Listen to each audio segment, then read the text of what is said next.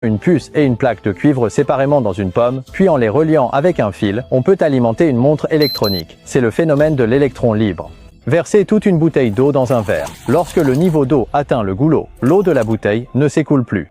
Enroulez une tête d'allumette et un bâtonnet de bambou ensemble dans du papier aluminium, pincez légèrement l'extrémité, puis placez-le en biais sur le bord d'un verre. Allumez-le avec un briquet. Cela permet de simuler le lancement d'une fusée. Vaporisez un peu d'alcool dans une bouteille en verre, puis placez la bouteille au-dessus d'une bougie allumée. Cela crée le phénomène magique du dragon qui aspire l'eau.